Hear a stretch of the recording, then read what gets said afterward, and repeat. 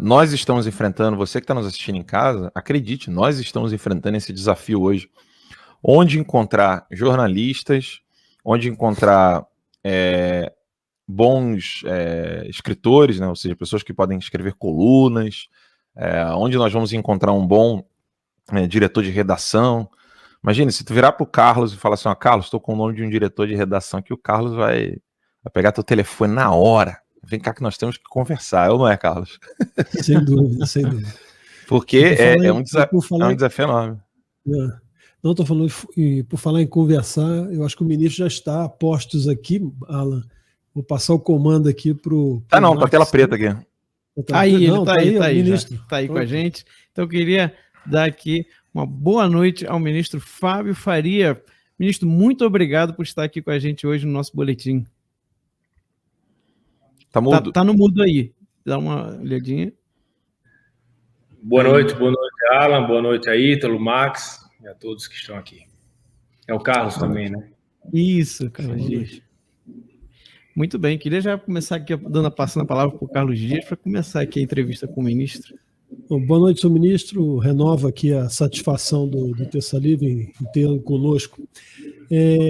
Indo na linha que o Alan começou, comentando a questão do Paulo Figueiredo, essa questão de controles, eu gostaria de ouvir a opinião do senhor sobre esse tema muito sensível que são essas empresas que fazem checagem, né, das notícias.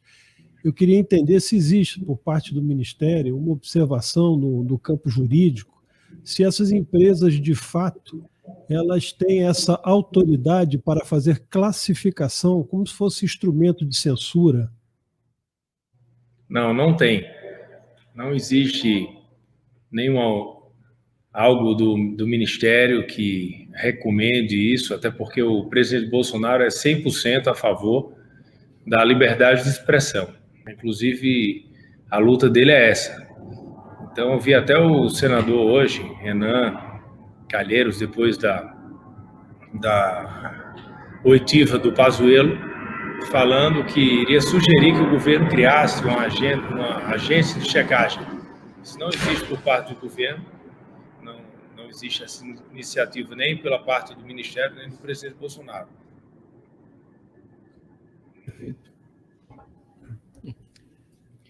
E um outro tema, ministro, que assim, os nossos seguidores também nos cobram muito. Né? Foi sim, perfeito. Um outro tema também que os nossos seguidores aqui nos cobram muito é essa questão do edital do 5G, né, da tecnologia 5G, a questão de segurança nacional, né? Inclusive, parece que o senhor vai fazer uma visita aos Estados Unidos para conhecer a rede privada do 5G. Você poderia explicar um pouquinho para a gente como é que está o trabalho nesse sentido? Boa. Então, a gente vai agora de 7 a 10. Estou indo junto com o GSI, foi convidado, o Ministério da Defesa também, que deve mandar o general Correia, que foi na outra viagem nossa, que ele é especialista em cybersecurity. O Ramagem está indo também, o delegado Ramagem, representando o general Heleno, o GSI. Convidei também o senador Flávio Bolsonaro, que é senador da República, filho do presidente Bolsonaro. O senador Ciro Nogueira também vai participar, e vão várias pessoas, né, que integram essa comitiva de ministérios. Por exemplo, o ministro França também foi convidado, está mandando um representante do MRE, e a gente vai visitar lá a rede segura da Nokia, que faz hoje a rede segura do Departamento de Defesa dos Estados Unidos. E também vamos aproveitar e visitar a Qualcomm e visitar também a AT&T. Perfeito. Carlos. Eu queria fazer uma pergunta. Pois não, Alan. Eu queria fazer uma pergunta. Ministro, poucas pessoas sabem mais ou menos como é que foi o ressurgimento do Ministério das Comunicações. O Bolsonaro não tinha esse ministério, depois viu-se a necessidade de criar esse ministério. Você poderia dizer um pouco para a gente em que circunstâncias esse ministério foi recriado e qual é o trabalho desse ministério hoje dentro do governo, para que as pessoas entendam de uma maneira bem simples? Por exemplo, o Ministério da Saúde cuida das questões de saúde. Então, nós temos o Ministério do Meio Ambiente, o Ministério do Tarcísio, da infraestrutura, cada um ali, eu acho que o pessoal entende bem, da comunicação, fica responsável pela comunicação do presidente, no guarda-chuva de quem fica a SECOM, como é que está a SECOM, poderia falar um pouco para a gente sobre isso?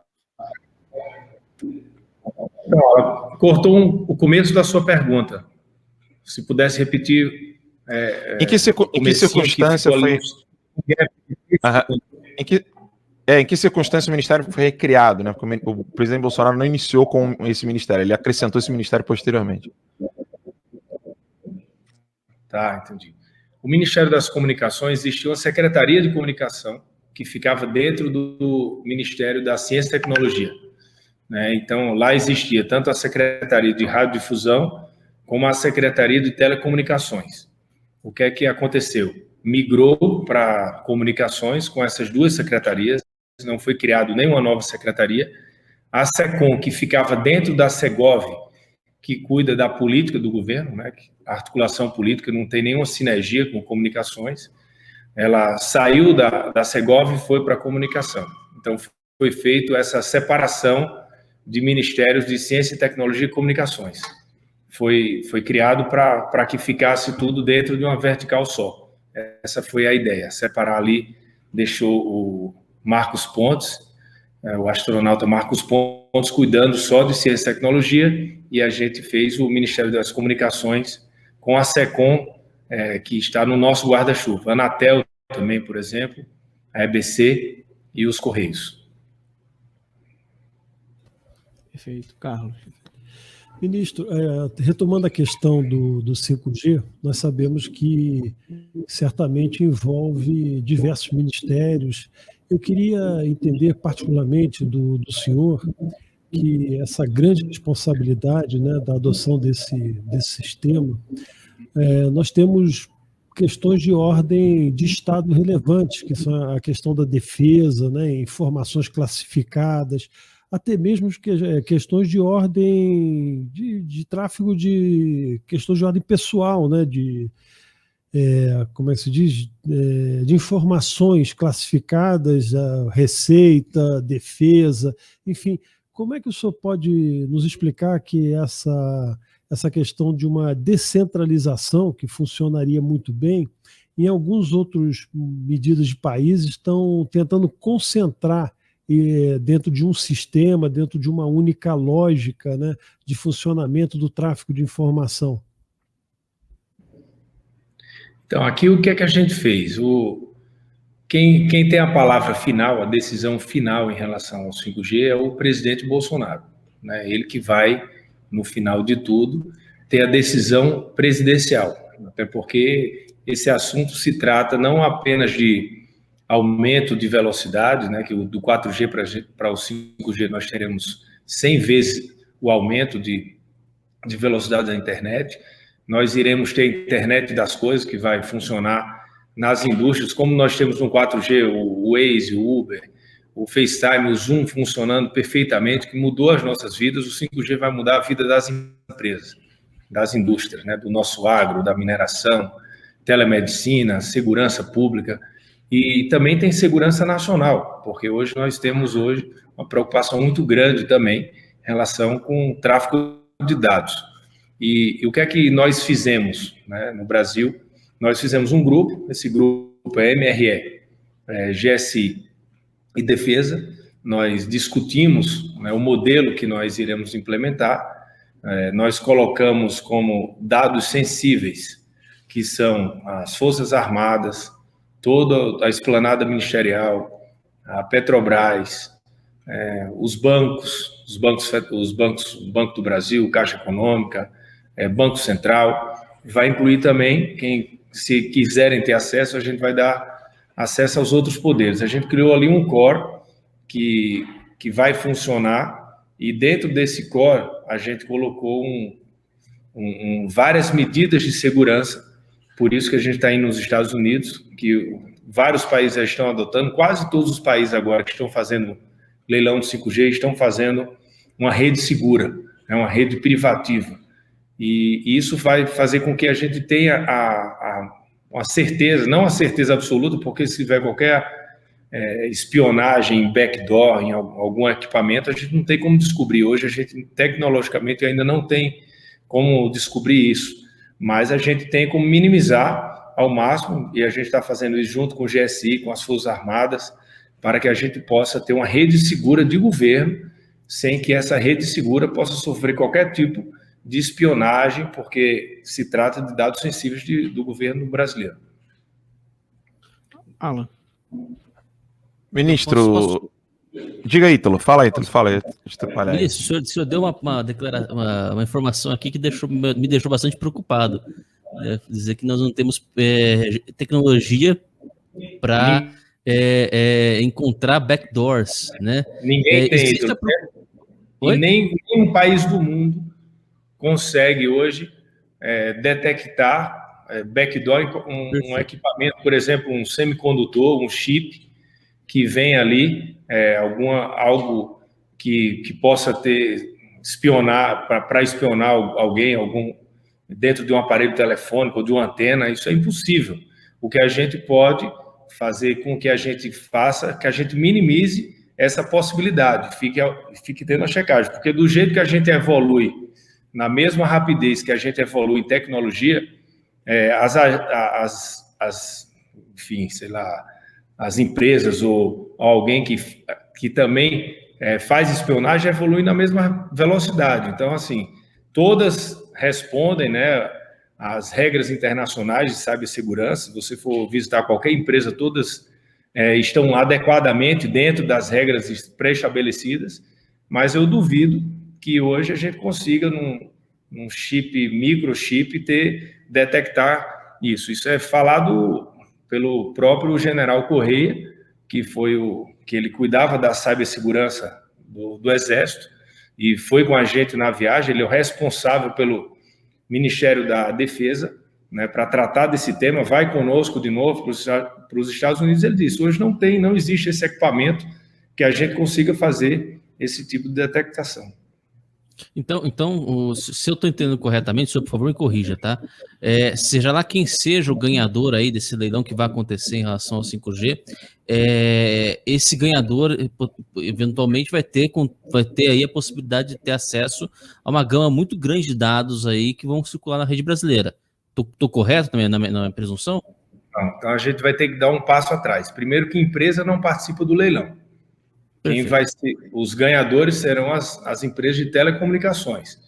Quem vai participar é a Vivo, é a Claro, é a TIM, porque a Oi vendeu o móvel, e algum de fora que queira vir, que queira bidar. Até agora o Ministério não recebeu nenhuma informação, até porque, como elas não têm 3G, 4G, não têm frequência, não têm faixas, eu acredito que elas só virão para o Brasil se for adquirindo uma dessas 3 teles para bidar no leilão.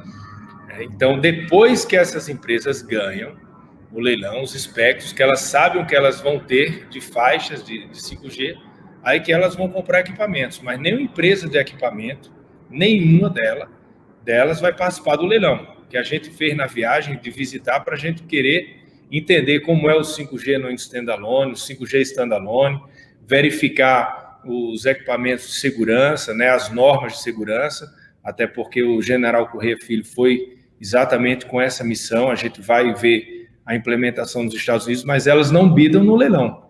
Isso sai muito, que as empresas vão participar, empresa A, B, C, D, não existe isso. As empresas vão tentar vender equipamento para as telas depois.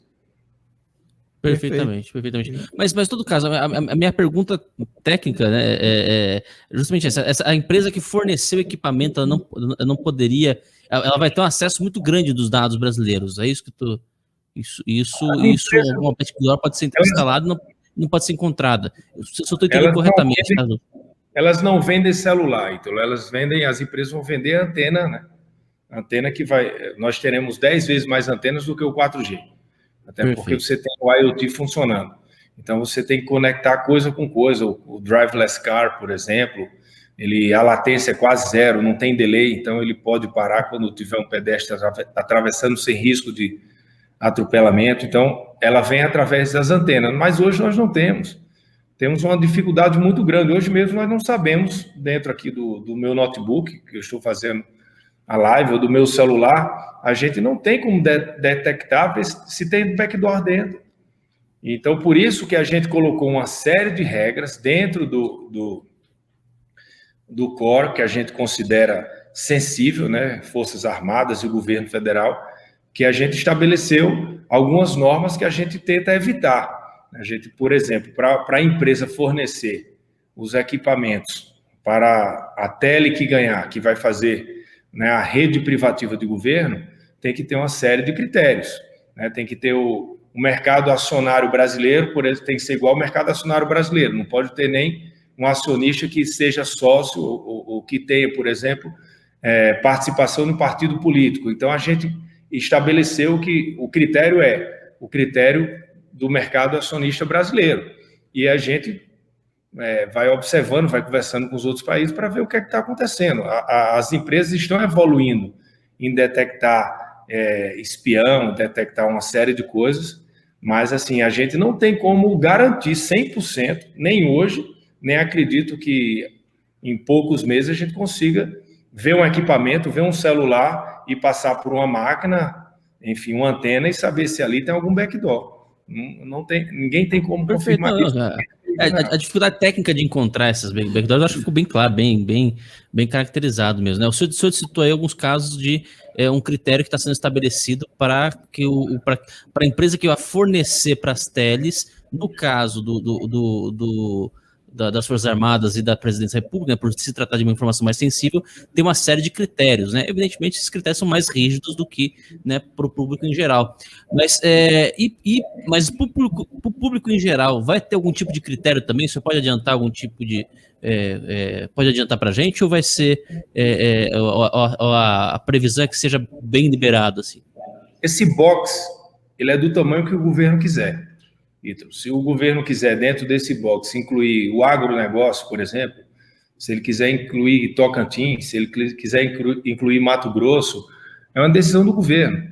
O que o governo considerar que é sensível, que é informação de governo, que ele quer colocar ali dentro do box seguro, ele vai fazer. E para o resto do país, a decisão final é do presidente da República. Entendeu? O que nós estamos fazendo é o modelo que vai para o leilão agora, mas tudo depende da assinatura final do presidente. E várias coisas serão levadas em consideração. Quando o presidente for assinar, ele vai ouvir o Ministério das Comunicações, ele vai ouvir o GSI, ele vai ouvir o MRE, ele vai, com certeza, conversar com vários embaixadores de outros países. Nós temos levado tudo para o presidente. Então, a gente vai conversando e vai estabelecendo ali critérios que a gente considere que cabe hoje no governo brasileiro. Agora, isso é do tamanho que ele decidir, é uma decisão interna dele. Perfeitamente. Hoje, por exemplo, nós não sabemos quais equipamentos a gente usa, né? Qual antena está agora aqui em Brasília ou aí, muito menos, sei lá, o Alan agora nos Estados Unidos, qual antena está. Mas, por exemplo, vou dar aqui uma informação que eu não sabia. Em São Paulo, capital, por exemplo, tanto a Ericsson como a Claro como a Vivo, dentro da capital, em São Paulo, capital, só usam Ericsson. O equipamento das 3 operadoras de São Paulo é Ericsson. Uma decisão entre elas. Então, isso pode ser feito, isso pode ser conversado. Sei lá, de repente, conversar ali, o presidente tem uma conversa com as operadoras, aqui no Mato Grosso, aqui nessa região. Isso dá para dialogar, as empresas estão abertas às teles. E assim, o que a gente quer é que o leilão aconteça. O nosso processo de acelerar o leilão, porque a gente sabe que o 5G vai mudar o Brasil. A gente vai aumentar 20% do PIB no nosso agro, vai ter telemedicina, vai ter muita coisa. Então, assim, por isso que o nosso processo vem ocorrendo. A gente fez uma viagem, visitou a Europa e a Ásia, vai agora para os Estados Unidos, tem se reunido diariamente, porque o principal é que a gente receba logo a tecnologia. Perfeitamente.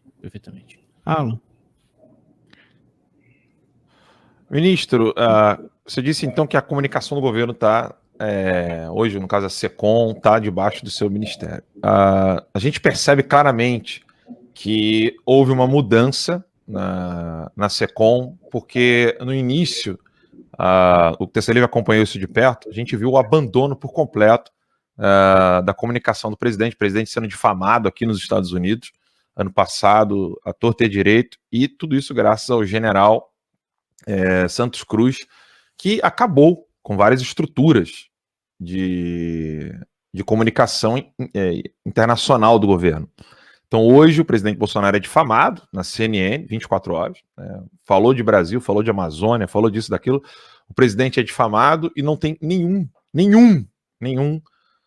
funcionário do governo hoje fora do Brasil para poder trabalhar e atuar nisso. Existe algum plano de retomar esse erro crucial do Santos Cruz no Ministério das Comunicações, sobretudo na SECOM? Alan, primeiro que o presidente Bolsonaro ele é dono de uma emissora de TV, né? Muito maior do que qualquer emissora. As redes sociais dele fizeram ele chegar até a presidência. Elas funcionam organicamente, né? Você viu que as manifestações do final de semana passado, do retrasado, ninguém vê na mídia, ninguém vê em nenhum lugar, quando olha na rua tem uma multidão. Em Brasília, eu acho que tinha mais gente agora no dia do agro, que fizeram a manifestação, do que no dia da posse do presidente Bolsonaro. No outro sábado, nós vimos a Avenida Paulista, em vários outros estados, a multidão. Então, ele tem uma rede de comunicação própria, e que essa rede de comunicação é feita por ele. Não existe, nem nunca existiu interferência da SECOM em nenhuma rede de comunicação. Eu acho que o que nós deveríamos ter, que não temos, é um recurso dentro do governo, dentro da SECOM, para a gente investir em publicidade no exterior. Nos Estados Unidos, na Alemanha, na França, a gente só apanha. Nós temos a Apex, que é para fazer esse trabalho, mas a Apex não tem recurso para investir em campanhas publicitárias do meio ambiente, por exemplo, para a gente virar o frame que lá fora, você está aí fora, você vê, a gente apanha 24 horas, só tem alguns PRs que dá a oportunidade para que a gente possa responder, caso queira responder, algum veículo que fale alguma matéria que a gente considere negativa, mas isso não vai mudar, porque a maioria dos jornalistas do mundo inteiro são de esquerda. Na Europa, mais ainda. E Bolsonaro é um dos únicos políticos restantes de direita no mundo. Você vê aqui, olha para a América do Sul hoje. Depois da derrota do Trump, todos viraram o fogo para cima do presidente Bolsonaro. É uma união no Brasil e no exterior. E quem é que disso fala... Disso a gente não tem dúvida. É o Lula, é o Haddad, é a Dilma. Eles abrem muitos espaços para quem vai criticar o governo. Então tudo depende de verba, então. Tudo depende de verba para poder fazer isso. Como é que a gente vai comunicar na Europa sem verba? Aí a gente eu entendi que falta verba. Eu entendi que falta verba. A ministra Tereza Cristina tem feito os vídeos, a gente tem feito, Ricardo Salles tem conversado muito com os fundos, já fez um call com o John Kerry, já tem dialogado muito. O presidente do Banco Central, a gente já participou várias vezes com fundos internacionais que queriam tirar investimentos do Brasil, e a gente mostrando que a realidade, que a narrativa que colocam lá fora é outra, mas é muito pequeno, é um traque contra um R15 que vem diariamente. Então, assim, é um pouco complicado mudar essa narrativa, não é no curto prazo, mas a gente teria que ter recursos, sim, para investir. Outro ponto, assim, sexta-feira eu fiz um call com 60 empresários alemães e com o embaixador alemão. Eu estou toda semana conversando com os embaixadores. Estão abrindo espaço para a gente está começando a tentar reverter isso. A gente quer trazer, por exemplo, fazer um encontro de chefe de Estado na Amazônia. O Covid não deixou. Estamos há 1 ano e 4 meses com Covid. Para colocar a turma toda no avião e mostrar o que é a Amazônia do Brasil. Entendeu? Então, assim, tem muita coisa que a gente quer fazer, mas, infelizmente, o Covid atrapalhou muito em relação a isso. Ministro, realmente, então, eu fico bem triste, assim, de saber que existe uma EBC, porque, modéstia à parte, com esse canal modesto aqui, a gente consegue até ser divulgado pelo Trump. Se com a estrutura da SECOM não consegue defender o presidente Bolsonaro no exterior, realmente é dinheiro jogado fora, né? Não pode. A SECOM tem regra. A EBC também. Não, mas peraí, não pode falar a verdade na EBC? Não pode retuitar o presidente, não pode. Não, mas não é retuitar, é simplesmente produzir. Ministro, não é assessoria de imprensa. Eu estou falando o seguinte: os caras estão mentindo sobre o meio ambiente, estão falando que tem girafa na Amazônia, aí depois fala que o Leonardo DiCaprio fala que a fumaça da Amazônia foi para o Paraná. E aí tá todo mundo morrendo no Paraná e em São Paulo por causa da fumaça da Amazônia. A EBC não pode chegar e falar assim, ó, isso aqui não é verdade? Isso não é assessoria de imprensa. Isso é, se você for ver, ela, primeiro que na SECOM, por exemplo, o Fábio era o secretário de comunicação, tinha total liberdade, o almirante ficou 25 dias e entrou o coronel André, que tem total liberdade. Né? A gente fala ali temas que fogem muito do dia a dia. Eles tocam o dia a dia, uma liberdade que o secretário de comunicação tem que ter. E a pessoa, quando entra achando que pode tudo, não pode nada. Quando foi criado o Ministério, a SECOM, por exemplo, tinha 11 processos no TCU, não podia fazer propaganda, o Banco do Brasil não podia mais investir, teve aquele problema do Google Ads, que disseram que a SECOM estava investindo em sites fake news, que era mentira, que a SECOM comprou propaganda do Google, o próprio Google, que faz a distribuição e aloca para os sites. Qualquer post... inclusive ganhei uma ação contra a revista Você foi vítima disso. Então, assim... Claro que eu ganhava 100 mil. Agora, a produção de vídeos em relação a isso que é feito pela SECOM é diário. Em relação à defesa do meio ambiente, da Amazônia, de tudo que é feito, a gente contrapõe, só que eu disse, é uma baladeira. Não dá para a gente reverter um frame que é internacional, que são vários presidentes de vários países, a imprensa de praticamente todos os países da Europa e Estados Unidos contra o Brasil. Por causa de uma guerra, você sabe que essa guerra é muito maior do que apenas uma guerra política de Bolsonaro contra Lula. Entendeu? Isso é uma sobrevivência da direita num país que é um dos países mais importantes do mundo, que é o Brasil. Então, existe uma guerra muito forte contra a gente. E a EBC, por exemplo, existia a EBC e existia... Qual o nome? Tem uma outra que o general... TV Brasil? Não foi o general Santos Cruz. Não, a TV Brasil não. A NBR, que a NBR sim poderia... tinha mais liberdade de fazer defesas do governo do que a própria ABC, que a ABC tem várias regras, né? Tanto é que o presidente assumiu lá, o Glenn já tem uma série de processos, inúmeros processos já, dizendo que está fazendo muita defesa do governo. E a NBR poderia fazer, e o que é que foi feito? No começo do governo fecharam a NBR, foi cortada.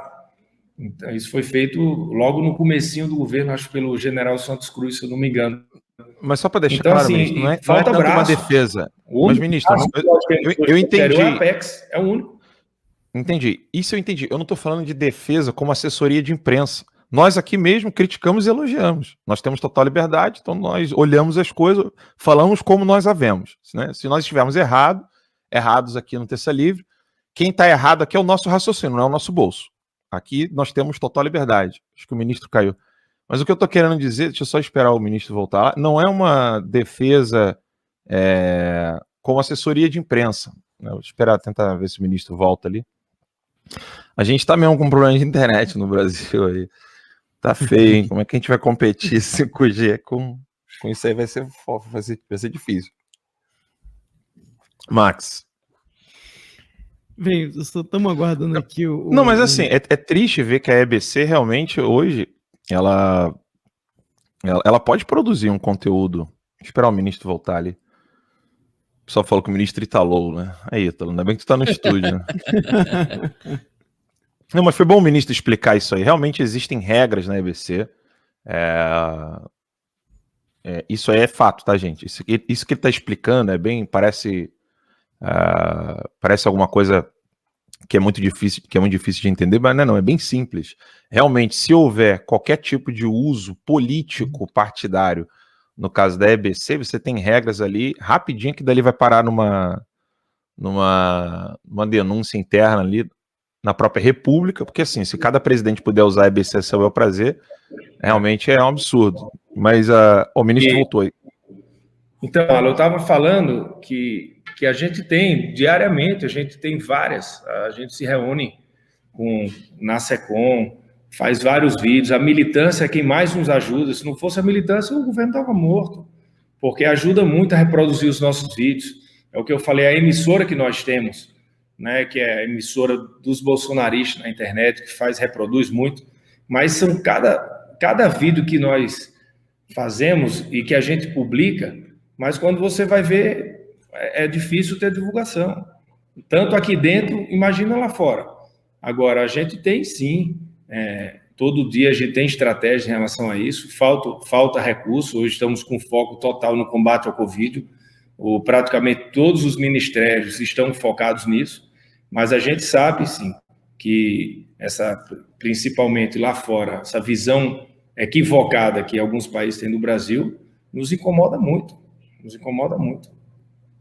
Então deixa eu só dar um recado para minha audiência aqui, para nossa galera, né? Então, galera, vocês viram, né, que o Terça Livre, do jeito que tá, a gente conseguiu fazer o Trump nos divulgar. Se vocês nos fizerem crescer e a gente chegar na TV, a gente toca o terror, hein? Bem mais aí. Não tem como esperar de EBC. Sinto muito. EBC não pode... Não, para falar a verdade, ministro, não é para assessoria de imprensa. A gente não faz assessoria de imprensa. O Terça Livre não faz assessoria de imprensa. Não tem como é que a gente faz assessoria? Como é que a gente faz assessoria de imprensa se o Carlos Bolsonaro me dá um follow? Não é assessoria de imprensa, a gente emite opinião, só que a gente fala a verdade. A EBC nem fala a verdade, pode. Mas se ele deu um follow, é o direito dele, deve ter tido algum... Não tô falando de um follow, tô falando de... Não muda. Eu tô falando de falar a verdade na EBC. A EBC tem que fazer um jornalismo falando a verdade. E ela faz. Só que você viu qual é o orçamento? Piada, né? O orçamento da EBC, ela faz dentro do que pode, ela faz Ministro, olha o orçamento do Terça Livre. Olha o orçamento do Terça Livre e assista um VT nosso aqui, padrão Globo. É falar a verdade, ministro. É falar a verdade. É chegar a identificar quais jornalistas ali que não são concursados, que estão mentindo, que estão omitindo. Tem matérias aqui, matérias na EBC. Você pega o título... Você sabe quantos funcionários tem a EBC? 5 mil? Não, 1.870. Sabe quantos são concursados? 1.810. Mas tem regras para o concursado poder trabalhar também. O concursado... Então, assim... como é que o Temer, por exemplo, tirou o presidente da EBC na época? E aí olha, isso é um fato bem interessante. Ele tirou o presidente da EBC, que era da Dilma. Não, eu sei, mas ele tirou o presidente da EBC na época, que era um petista. Aí ele foi lá, reclamou com o STF, e o STF falou assim, não pode porque as regras estabelecidas são essas. O que o Temer fez? Foi lá e mudou a regra. O Temer mudou a regra, agora o cara pode ser demitido. Aí o STF, tá bom. Não pode. Quem estabelece a regra? Quem estabelece a regra da EBC? A regra da EBC é que os concursados não podem ser trocados. Você só pode mexer em 70 funcionários. Eu entendi, mas quem estabelece a regra da EBC? Olha o que era a EBC há 2 anos atrás, olha o que ela é agora. Ela já evoluiu. Ela tem um programa na segunda-feira, está dando 1,3 no Ibope, que é no horário de 9h30 às 10h50 da noite. 1,3 dá 2.600.000 pessoas. Tem tido várias coisas que chama sem censura. Agora, o EBC é uma TV pequena. Uma TV com poucos braços e que as pessoas que estão lá estão há 30, 40 anos. Você sabe como é o jornalismo no Brasil. Então, assim, criticar de longe é fácil. Às vezes você chega lá e vai fazer e você... Peraí, ministro. Criticar de longe não. Eu não estou criticando e nem de longe. Eu estou apontando um fato. É diferente. Não é fato, Alan. Não é fato. Se você quiser, eu convido você para ir... O senhor está afirmando que a EBC é uma coisa maravilhosa e que tem pouco dinheiro. Se o Terça Livre tiver o tamanho da EBC, a gente faz muito mais estrago. Se você tivesse 90% dos seus funcionários que não fossem seus, que caíssem no seu colo... Eu entendo essa dificuldade. Eu não tô... Há 30 anos, talvez você não tivesse esse braço todo que você acharia que tem. Não, realmente, eu entendo essa dificuldade. Eu entendo. Vários prédios. Tanto é que a gente colocou para o PND, para a gente avaliar o que pode ser vendido, para fazer Ministro, eu entendo a dificuldade dos funcionários. Eu acho que essa é a dificuldade de todo mundo. Eu lembro, o Ítalo lembra, né, Ítalo, quando a gente conversou com o dono da Band, né? Não vou mencionar qual 2, 3, né? Mas ele falou abertamente pra gente, né? A dificuldade de ter abertamente não, só deixa eu relembrar um episódio, né? A gente tá conversando com um dos, né, uma pessoa de alto cargo lá, né? E o cara da Band teve que abaixar o tom de voz para falar de política com a gente ali no meio da... Falou assim, não, porque você sabe que são poucos de direita aqui. Não, isso aí, inclusive, Alan, a gente viu, né? A gente falou pouco antes do ministro entrar aqui, a gente estava comentando sobre o caso do Paulo Figueiredo também, né? E a gente mostrou como o dono da empresa muitas vezes não manda na linha editorial. Isso é fato. Isso sem concursados. Né? Eu tô querendo aqui só fazer uma ponderação, porque eu acho que realmente precisamos fazer essa ponderação. Agora, ministro, deixa eu fazer voltando nesse ponto. É importante. Sabe qual é a maior reclamação da EBC? Da base? É o programa Voz do Brasil, que falam que a Voz do Brasil fala muito mal do governo. A Voz do Brasil tem uma regra, que 25 minutos é do governo federal, mas tem 20 minutos da Câmara, tem mais 10 minutos do Senado e tem mais 5 minutos da TV Justiça. Que quem manda é a Câmara, que quem manda é o Senado, que quem manda é a TV Justiça.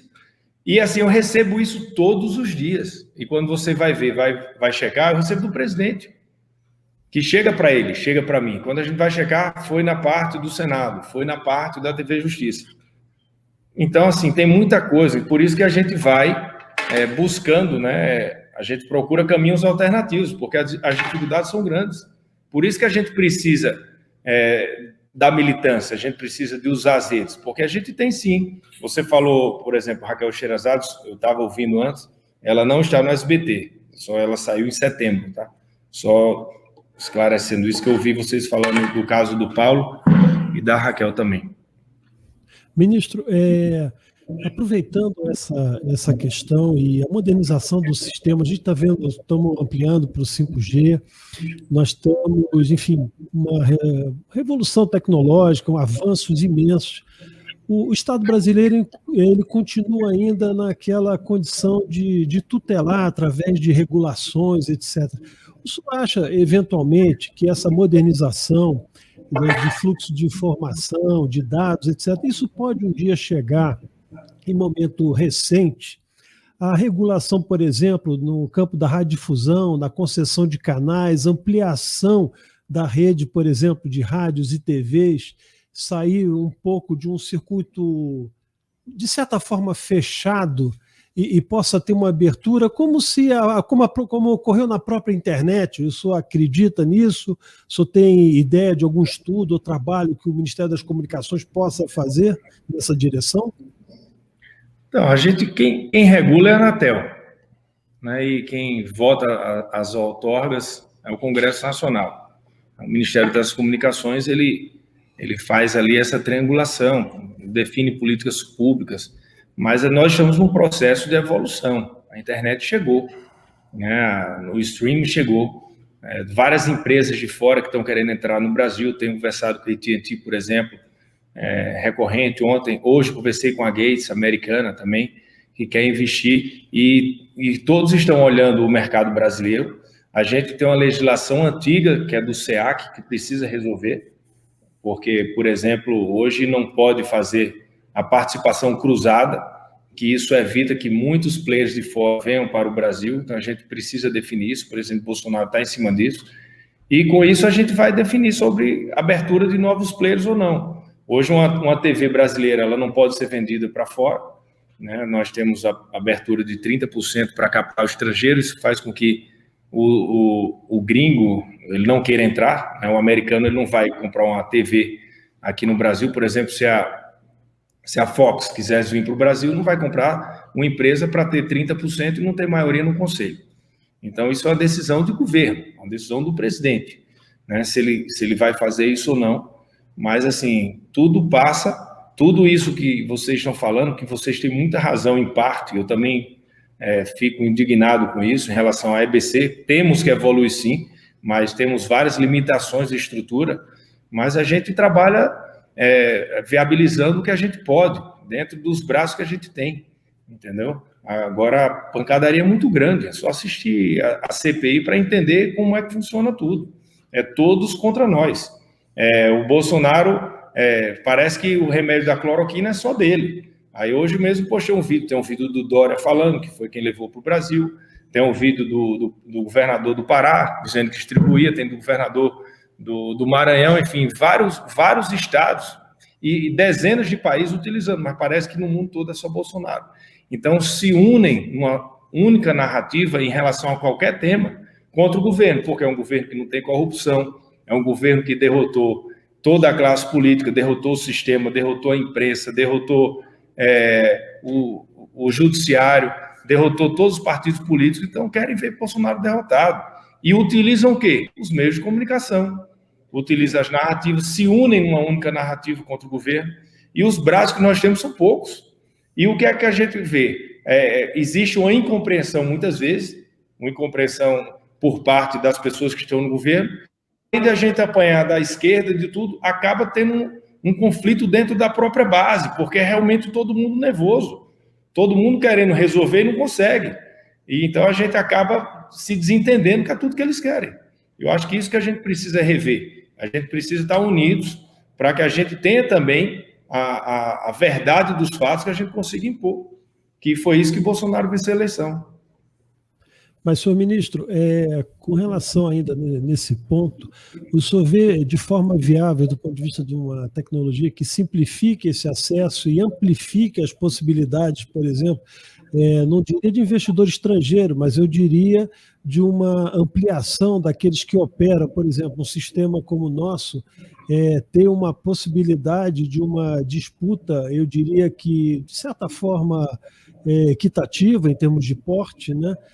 No ambiente de uma TV aberta, e, enfim, da radiodifusão, de comunicação, por exemplo, de rádio? Carlos, isso existe. É só entrar no Ministério das Comunicações e fazer.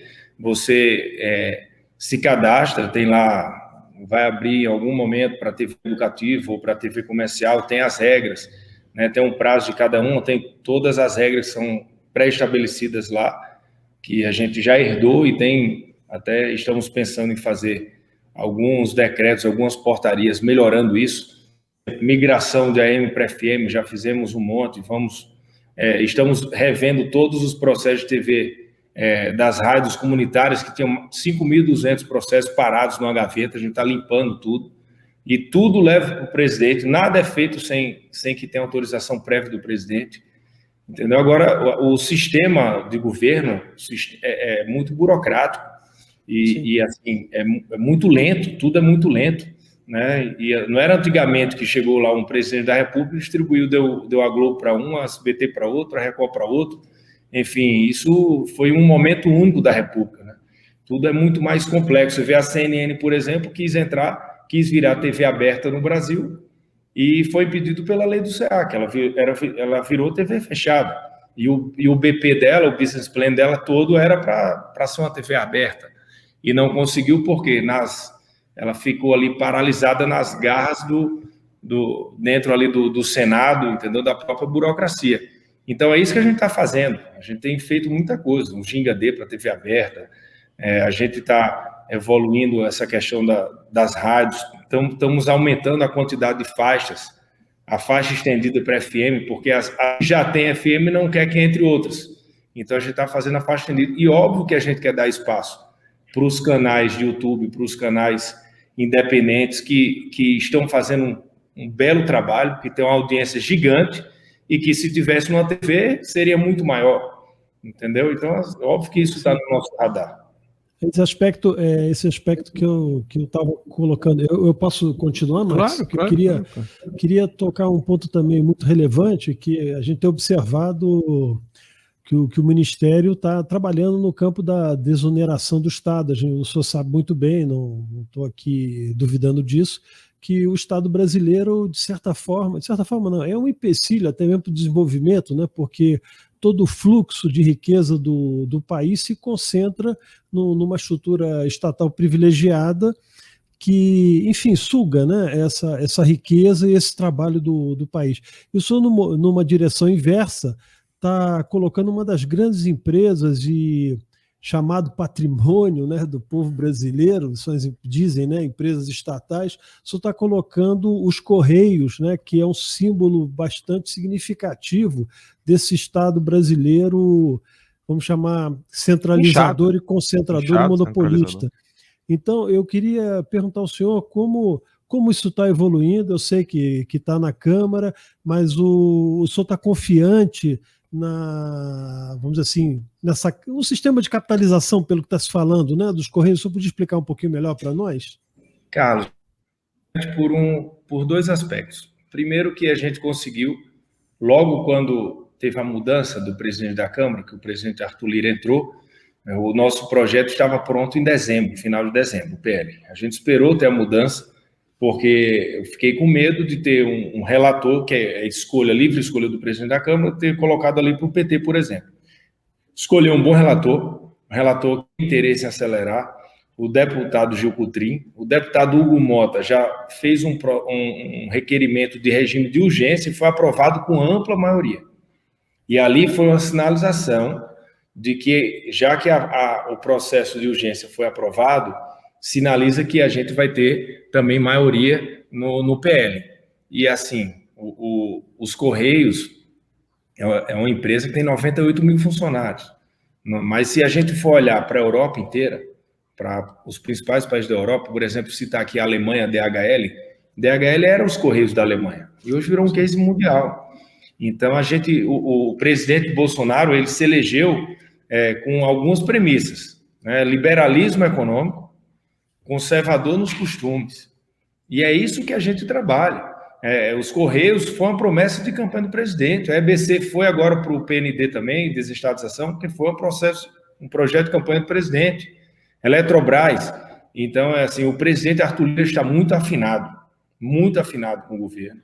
E ele tem dado celeridade, sim. Acredito que até o final do ano a gente vai conseguir o processo de privatização, ou de venda de ações, capitalização, quer que seja. Quem vai definir isso é o Congresso, que é soberano, mas eu acredito que nós temos um Congresso hoje muito liberal na economia.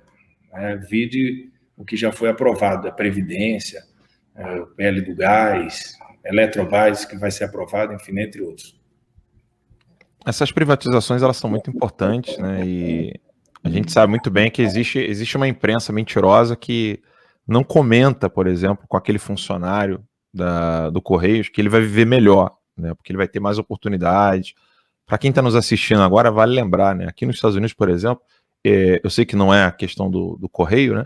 Mas aqui nos Estados Unidos eu escolho qual sistema de gás eu quero colocar na minha casa, não é uma única empresa. Qual a empresa de lixo que vai cuidar do lixo que eu coloco na rua? Ou seja, se eu coloco o lixo ali no tamborzinho da rua ali, eu tenho 2, 3 empresas para escolher. Hoje no Brasil a gente só tem realmente o Correio como monopólio, e não adianta as pessoas falarem, a mídia, a imprensa que mente para você, vai dizer, não, tem FedEx, tem isso, tem aquilo, não. O monopólio é do Correios. E aí o pessoal aqui no chat está colocando, né, ministro? Então privatiza a EBC, né? Se existe esse trabalho de privatização do Correio, por que não privatizar a EBC? Já que é um entulho, né, hoje. Foi, Alan. A EBC está no PND. Deixa eu explicar para você entender a EBC hoje. A EBC tem um custo mensal de 580 milhões, anual, desculpa, de 580 milhões de reais. Dos 580 milhões, como é que a EBC é bancada? Ela tem um valor que ela recebe, que as empresas de telecomunicações pagam um imposto, que dá em torno de 240 milhões por ano, que vai para a EBC e em TV Brasil.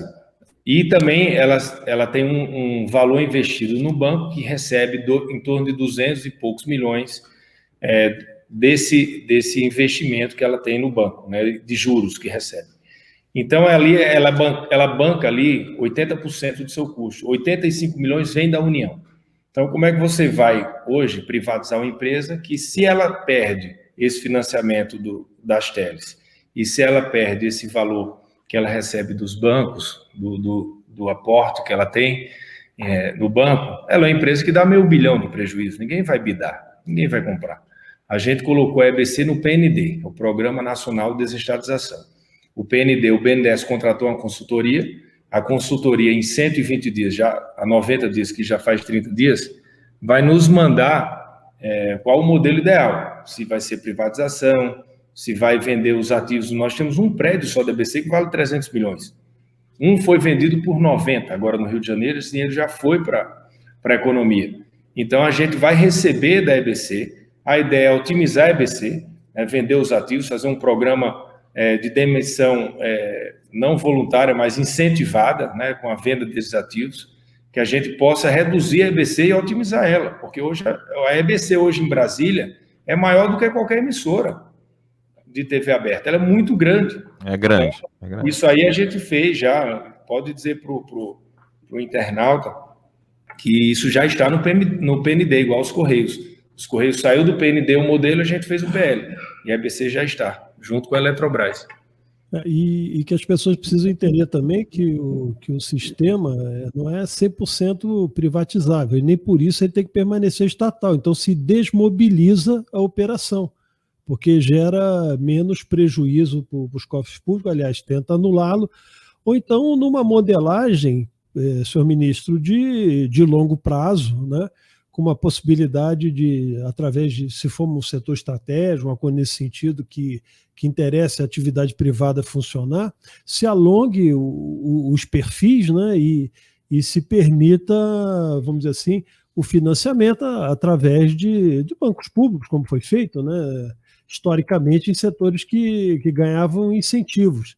Então, eu acho que é importantíssima a desoneração, eu cumprimento Vossa Excelência, enfim, todo o governo nesse aspecto, é um esforço imenso, né, que sofreram bastante em 2019, né, pela sabotagem produzida pelo presidente de então da Câmara, mas é uma saída fantástica, é enfrentar o problema, ver quais são as equações econômicas que de fato dão certo e curso a isso, não tem uma modelagem específica, né, não é um jogo assim de montagem de um quebra-cabeça, mas um jogo muito mais de inteligência. Então, nesse sentido, a questão dos Correios, a hipótese, por exemplo, da capitalização é uma saída. Agora, a questão são os riscos, vamos dizer assim, equivalentes em relação ao Estado, né, de participar. A empresa, eu acompanhei um pouco, mas dizem que, no caso, a participação privada seria minoritária nessa modelagem que está sendo colocada na Câmara, né? O relator está colocando, e também estão querendo subtrair, né, a expressão privatização e querem fazer um sistema de capitalização em que o governo ainda permaneça e que entre a iniciativa privada. Então, eu sinceramente tenho um pouco de dúvida, né, sobre esse processo, mas, enfim, o mercado vai ser soberano, né? Vamos esperar o resultado. Não. Estou bem confiante em relação aos Correios também. Bem, eu sei que o tempo está corrido, Max. Só uma última perguntinha, porque Max, a questão do BV eu acho que é interessante, né, a gente levantar. Ministro, o Max Cardoso, nosso jornalista, ele fez uma matéria muito interessante sobre a bonificação de volume, né, e a gente acompanhou de perto o desejo do Rodrigo Maia de querer sentar em cima de qualquer reformulação com relação ao BV. Eu sei que não é responsabilidade do senhor, não é responsabilidade do presidente Bolsonaro, não é responsabilidade do governo, não é responsabilidade do executivo, é o legislativo quem tem que fazer isso. Aí agora, peraí, tá mudo ali? O ministro falou alguma coisinha? Peraí. O CAD já se pronunciou sobre isso. Agora, há poucos meses atrás, inclusive disse que era ilegal. Sim, a gente acompanhou o que o CAD disse. E existe alguma movimentação no Congresso? Agora, o senhor também é deputado e pretende certamente voltar para o Congresso ano que vem, não sei, né? Ou Senado. Mas a pergunta que fica vai ter alguma mobilização com os deputados? Existe alguma comunicação do Executivo hoje de virar para os deputados e falar assim, olha, isso aqui não dá, isso aqui cria cartel, as empresas, por exemplo... O senhor sabe bem disso, a SBT sofre com isso, a Rede Record sofre com isso, a Band sofre com isso, a Rede TV sofre com isso, todas as TVs sofrem com isso, e a gente sabe muito bem que a Globo é que sai na vantagem, né? E a pergunta que fica existe alguma comunicação com os deputados de esclarecimento com relação a isso? ou o cenário ainda está muito difícil para quebrar a bonificação por volume? E para o pessoal que está nos assistindo, quem não entendeu ainda essa questão da bonificação por volume, não vai dar tempo para a gente explicar aqui agora, mas na revista Terça Livre tem um vasto documento do Max sobre isso aí. Ministro. Max e Alan, o CAD se pronunciou sobre isso. Eu acredito que após essa decisão do CAD, que foi votada no pleno do CAD, isso não ocorra mais. Inclusive, esse processo está aberto. O CAD não pertence ao Ministério das Comunicações, né? Isso foi alguém entrou com esse requerimento lá e eles votaram dizendo que eles são contra, né? Isso a gente não vê em nenhum lugar do mundo acontecer, né? E isso faz com que você tenha muita força em uma emissora e você em detrimento das outras. Mas isso não cabe a nós, como você falou, pode caber no Legislativo, mas quem pauta é o presidente da Câmara. Não adianta você ter um movimento e ficou lá, o Rodrigo Maia, por exemplo, ficou 8 anos ou 5 anos e só pautou o que ele quis, porque a pauta, o dono da pauta é o presidente da Câmara. Né? Agora, o que eu acho que após essa decisão do CAD, que é quem trata sobre esse tema, acredito que acabou o BV. Tomara. Max, você está no mudo aí, Max. O Carlos Dias queria fazer uma última pergunta, sei que o nosso tempo está quase estourando, mas é rapidinho, Carlos. Não, senhor ministro, é só uma lembrança que a gente tocou no começo do programa. Queria pedir ao senhor que, eventualmente, pudesse examinar com a sua consultoria jurídica essas relações das ações dessas fast-checking, né, que, na verdade, fazem classificação e, por sua, enfim, espontânea vontade, lógico, nós temos o recurso jurídico para atuar, mas seria muito interessante se essas atividades, de fato, que atuam no campo da comunicação, elas tenham, pelo menos, uma legitimidade, né, legal para fazer. Então, seria interessante que, solicito ao senhor que, de repente, se for possível, encaminhar a consultoria jurídica da área de comunicação, porque comunicação é liberdade, é responsabilidade, é direito de livre expressão, como está na Constituição, e uma classificação de uma entidade que se auto-intitula portadora dessa condição de verdade, definir o que é certo e o que é errado, não tem abrigo constitucional, e certamente que, se o senhor pedir a consultoria jurídica, quem sabe não podemos ter uma liberdade maior no campo da comunicação brasileira. E agradeço a participação. Muito boa essa questão. Logo quando eu assumi, eu falei várias vezes sobre isso. Primeiro que a gente fez uma reunião com o TCU. Eu disse, onde vocês conseguem me mostrar, me falar, quem está publicando um veículo que publica fake news? Baseado em quê? A gente não tem essa base, ninguém é dono da verdade, tudo é subjetivo. Assim, quando você vai buscar, não, vamos ver quem tem processo. Se você fosse ver em cima de quem tem processo, não existiria nenhum veículo, praticamente nenhum jornalista, que quase todos já sofreram processo de calúnia. E essa discussão, que quando eu levantei na mesa, ela mingou, ela deixou de ocorrer. Por quê? Porque o que deve existir a total liberdade de expressão e a liberdade da imprensa. E hoje, os que acusam o governo Bolsonaro de publicar fake news são quem mais publica. Quem mais sofre com fake news diária são os apoiadores do presidente Bolsonaro. É uma loucura. É 100%. E assim, eles se unem num processo e eles acham que eles que estão sofrendo fake news.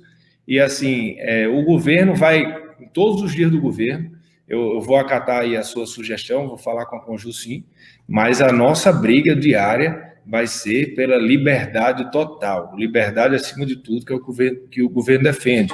O governo quer incluir os meios de comunicação que mais sofrem. Os veículos de internet, por exemplo, sofreram muitas perseguições. De repente, quando a gente fala em otimizar EBC, otimizar esses veículos, conseguir menos recursos para amplificar mais usando a internet, que é muito mais barato hoje. Então, assim, pode ter certeza que tudo que a gente faz é dentro das premissas do governo, combinado com o presidente Bolsonaro, cada um que está ali em cada seu ministério está cumprindo a sua função, cada um tem a sua função dentro do governo, até como na rede social. muita gente, um fala de um tema, um fala de outro, e de repente ninguém pensa igual a ninguém, mas a gente quer a mesma coisa, quer defender um governo honesto, um governo que venceu o monopólio que existia do sistema e que até hoje não tem nenhum escândalo de corrupção, nenhuma denúncia de corrupção. Então, mudou. Antigamente, nada saía de Brasília sem um acordo, sem uma conversa por debaixo do tapete, uma mudança de uma vírgula do decreto custava milhões e hoje não. É um governo honesto. Isso incomoda muita gente.